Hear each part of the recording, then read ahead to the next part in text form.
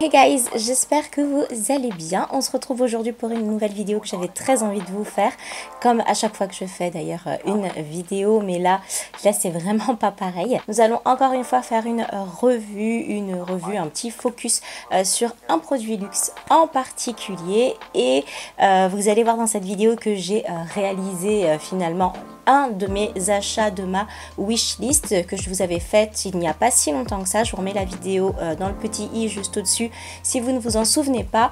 Je vous avais dit que j'avais très envie d'acheter un sac à main particulier dans un coloris particulier, et c'est ce que j'ai fait. La seule chose que je n'ai pas faite, c'est d'attendre Noël pour l'acheter, tout simplement parce qu'il s'avère que j'ai réussi à atteindre quasiment le montant que je m'étais fixé, tout simplement pour l'acheter.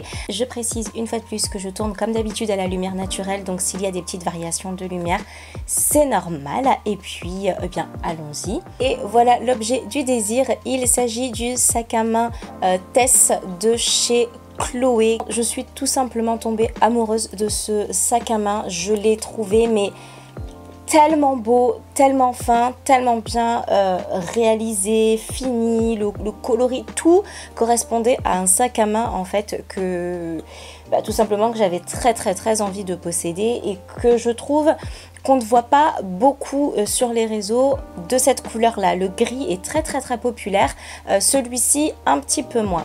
Donc concernant le tarif, ici nous sommes sur le petit modèle, et le petit modèle est vendu au prix fort, donc au prix du site, à 1450 €. Le grand modèle est vendu lui à 1550 €. Il n'y a pas beaucoup de différence entre les deux en termes de prix. Vous allez me dire, si tu as les moyens de prendre le petit, autant prendre le grand pour 100 € de plus. Oui, mais je ne trouve pas le grand aussi beau que le petit, tout simplement parce que le grand a une fermeture ici plus haute. Je trouve tout simplement que l'équilibre n'est pas joli. Je trouve vraiment que cette épaisseur-ci versus celle-là font un très joli mariage, mais je ne trouve pas que en grande taille ce soit la même chose. Pour réaliser l'achat de ce sac, ça fait plus d'un an, pour vous dire la vérité, que j'ai les yeux rivés dessus.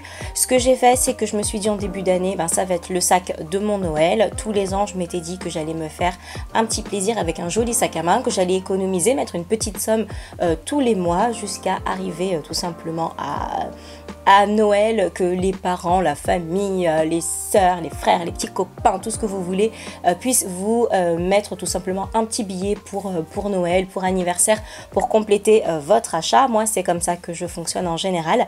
Sauf que là, en fait, j'ai revendu pas mal de choses. J'ai revendu mon porte-monnaie Furla, j'ai revendu un sac Michael Kors, j'ai revendu un sac Marc Jacobs, j'ai revendu quasiment toutes mes paires de lunettes de soleil pour en garder vraiment celles que je porte vraiment au quotidien et très souvent, même si j'ai racheté une petite paire de Céline entre temps.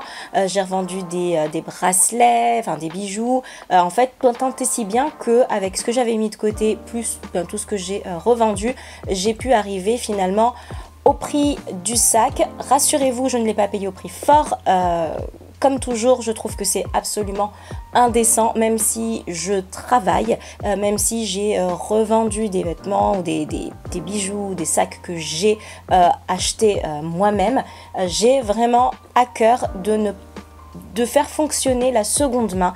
Je trouve ça mieux pour la planète. Je vous en ai déjà parlé, on a déjà eu ce style de sujet, et je trouve vraiment le tarif assez indécent pour ne pas le payer au prix fort. Je suis désolée, d'autant plus quand une personne le revend neuf, il n'a aucune trace, il n'a absolument rien. Comme toujours, je suis passée par Vestiaire Collective, donc j'ai vraiment gardé les étiquettes. Il a été vérifié comme conforme, et une fois que c'est bon, on vous l'envoie. Une chose, quand vous achetez sur Vestiaire Collective, vous payez votre sac, la vendeuse ou le vendeur a une semaine pour l'envoyer à Vestiaire Collective.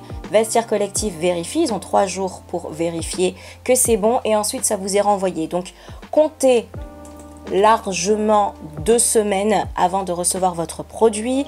Il arrive en général un petit peu avant, sous 8-9 jours. Vestiaire Collective l'a très vite authentifié. Il est arrivé le matin chez Vestiaire Collective, le soir il est reparti. Donc ils ont jusqu'à 3 jours, mais en général c'est beaucoup plus rapide. Donc voilà, un petit peu plus en détail. On est donc sur le petit modèle. Il y a la boucle que l'on reconnaît, qui est vraiment un produit Chloé. C'est vraiment la boucle, c'est vraiment la signature des sacs à main Chloé. C'est la boucle qu'on retrouve sur les sacs à main Faye. Donc mon petit Faye que j'ai également de chez Chloé a également une jolie boucle. Ce que j'aime dans ce sac à main, ce sont vraiment les détails, et vous avez les attributs qui sont dorés et celui-ci qui est argenté, et c'est le cas en fait tout le temps.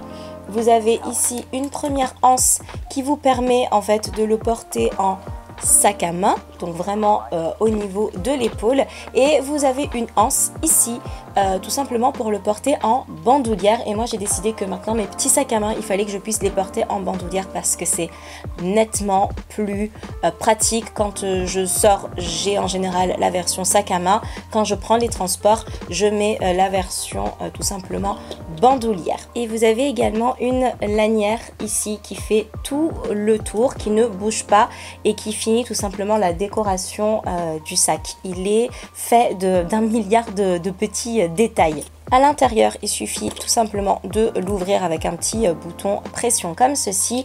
Vous avez une première pochette ici qui est vraiment pas mal pour tout ce qui est carte de métro, des choses que vous avez besoin de sortir très rapidement. Par exemple, pièce d'identité si vous allez, je sais pas, à la poste, récupérer un colis ou je ne sais quoi. Vous savez, ces petites choses que vous avez besoin de récupérer rapidement. Et vous avez ici une très grande, tout est relatif selon la taille de votre sac, mais vous avez une grande poche ici qui vous permet de ranger votre téléphone, vos clés, etc. Et une petite pochette ici, certainement pour la carte bleue. Donc vous avez quand même un compartiment de rangement qui est assez grand, il est légèrement arrondi, ce qui vous permet de garder une très grande place. Et nous allons tout de suite tester. Donc là, ici, j'ai mon iPhone. Il s'agit de l'iPhone 11. Donc voilà, pour que vous puissiez voir à peu près la taille. Donc hop, une fois que l'iPhone est rangé, il ne prend que très peu de place. Je peux également y glisser mon portefeuille que vous connaissez. Je vous l'ai déjà présenté ici. Donc si vous voulez revoir la vidéo, je vous la mets également en haut. Vous voyez, il y a quand même pas mal de place encore. Je peux également y glisser mon agenda. Je commence à avoir mal au bras. Attendez, je le pose. Je peux glisser mon agenda à l'intérieur. Je peux y glisser également ma batterie externe. Qui dit batterie externe dit forcément câble. Donc voilà, tout ce petit monde bien rangé, et je peux également y glisser tout simplement mon gel hydroalcoolique. Ça c'est vraiment très important. Et pour finir, mes clés. Et tout est parfaitement rentré, sachant que tout le monde n'a pas forcément sa batterie externe sur lui. Je pense que je peux même glisser mon gloss à l'intérieur, et peut-être que si vraiment je range très bien, je suis certaine que hop, ben voilà, ma crème pour les mains passe, et en plus hop, il est fermé. J'ai pu rentrer tout mon petit monde à l'intérieur, donc ça c'est vraiment très bien. Il a vraiment une très forte contenance malgré sa petite taille. Lorsque vous choisissez un sac, même si vous l'achetez de seconde main, il y a une chose qui est quand même assez importante, c'est que le prix est quand même assez élevé, même si je l'ai quasiment payé sans finalement dépenser d'argent. Pensez bien, si vous achetez un sac vraiment à un prix qui fait tellement mal, à le prendre dans un coloris, dans une couleur que vous pouvez porter sur au moins, moi je pense, 3 saisons. Je me dis que si je veux investir dans un beau sac, il faut que je puisse le porter quand même assez régulièrement. Et moi je pense qu'une couleur comme celle-ci, qui est la couleur Sepia Brown, c'est une couleur que je peux porter en automne avec un petit blazer, que je peux porter en hiver avec un long manteau, je le vois très bien avec du bleu marine, et que je peux aussi porter au printemps une fois que les beaux jours sont là. C'est une couleur que je me vois moins porter en été, bien que voilà, c'est possible, mais je trouve qu'il a des attributs qui sont quand même assez présents. Il est très travaillé, et je pense qu'il va plus avec des looks écharpe, manteau, avec des looks vraiment plus travaillés que les looks que l'on porte tout simplement en été. Mais voilà, une fois que vous mettez un prix quand même assez conséquent, essayez de voir si vous pouvez le porter sur au moins 3 saisons, pour le porter au moins les 3/4 de l'année. Et enfin pour finir, un dernier petit conseil, parce que c'est quelque chose que j'ai fait pour ce sac là, même si je savais très bien que j'allais l'acheter de seconde main, ça ne m'a pas du tout, mais pas du tout empêché d'aller le voir pour de vrai, parce que je le voyais sur le site tout le temps, j'allais checker des looks qui ont été réalisés donc avec ce sac, sur Pinterest, sur Instagram, etc. Il suffit de taper Tess Chloé pour pouvoir trouver plein de looks avec ce sac à main. Je me suis dit, c'est pas la couleur que l'on voit le plus portée sur les réseaux, sur Pinterest, etc.